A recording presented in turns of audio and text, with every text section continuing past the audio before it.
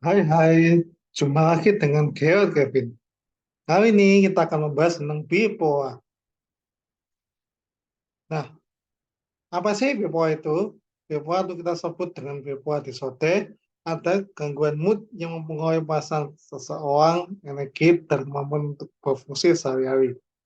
Gangguan bipolar tandai oleh fluktuasi ekstrim dalam suasana hati dengan dua fase utama yang dapat muncul. Nah, yang pertama adalah episode manik. Pada fase ini, seseorang mengalami suasana hati yang sangat tinggi, euforik, atau gelisah. Gejala lainnya mungkin terjadi sama fase manik, termasuk tingkat energi yang tinggi, perasaan kepentingan diri yang besar, kurang tidur, meningkatkan kegiatan fisik, berbicara cepat, berlaku impulsif, dan mungkin juga berlaku risiko.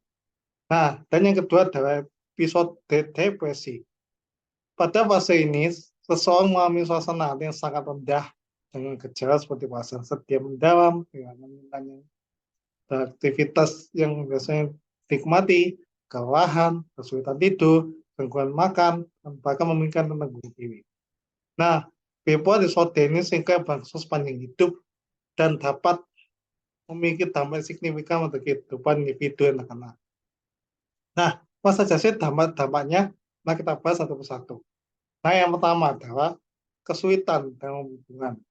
Fluktuasi suasana yang ekstrim dapat menyulitkan dalam menjaga hubungan interpersonal. Orang dengan bipolar disorder mungkin tahu impulsif atau mengalami perubahan suasana yang sulit diprediksi. Sama episode panik, seseorang mungkin tahu ekspansif atau berisiko tinggi dan dapat menyebabkan konflik dengan orang lain.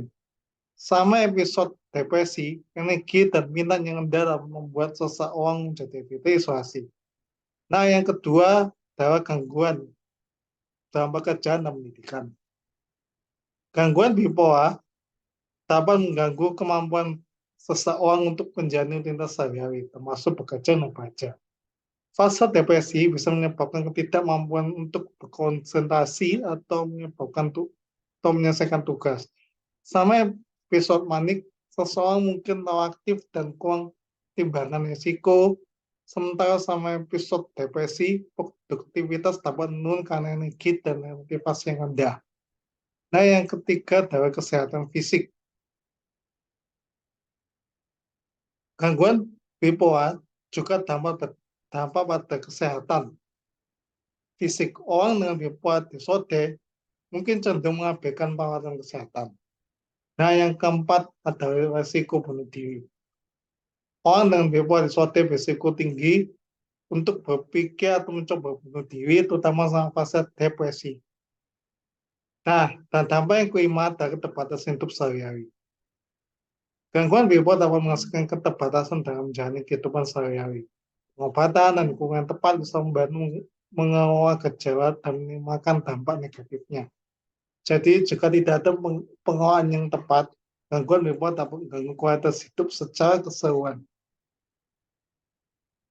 Penting untuk diingat bahwa dengan perawatan yang tepat, termasuk terapi dan obat-obatan, banyak orang dengan gangguan bipolar dapat mengelola kondisinya dan memiliki kehidupan yang produktif dan memuaskan. Jika Anda atau seseorang yang terkena mengalami gejala gangguan bipolar, penting untuk mencari bantuan profesional segera. Nah, ini beberapa penelitian bipolar jadi karena beberapa faktor. Yang pertama, faktor genetik, yaitu jika ada riwayat keluarga dengan gangguan suasana hati atau gangguan bipolar, risiko anak mengembangkan gangguan ini mungkin lebih tinggi. Nah, yang kedua karena perubahan otak. Perubahan struktural dan fungsional dalam otak orang dan bipolar disorder ini dalam mencakup perubahan pada area otak yang terlibat dalam pengaturan suasana hati, reaksi emosional, dan kontrol impuls. Nah, bisa juga karena kondisi lingkungan. Stres dan pengalaman traumatis dapat meningkatkan risiko perkembangan gangguan bipolar pada anak. Faktor lingkungan seperti konflik keluarga, perubahan kehidupan yang signifikan, atau tekanan sekolah, dapat berperan dalam memicu episode manik atau depresi. Nah, itu bisa kan gangguan neurobiologis. Nah, ketidakseimbangan dalam neurotransmitter otak seperti serotonin, norepinefrin, dan dopamin telah dikaitkan dengan gangguan suasana hati. Perubahan dalam sistem neurotransmitter ini mungkin berkontribusi pada perkembangan bipolar disorder. Nah, dalam penyakit medis dan penggunaan obat-obatan, beberapa kondisi medis tertentu atau penggunaan obat-obatan tertentu dapat meningkatkan risiko gangguan suasana hati, termasuk bipolar disorder. Nah, kita sudah tahu faktor dan dampak dari bipolar disorder. Semoga bermanfaat dan jangan salah dan mengalami aneh yang bipolar disorder. Sampai jumpa dengan materi selanjutnya. Salam sehat.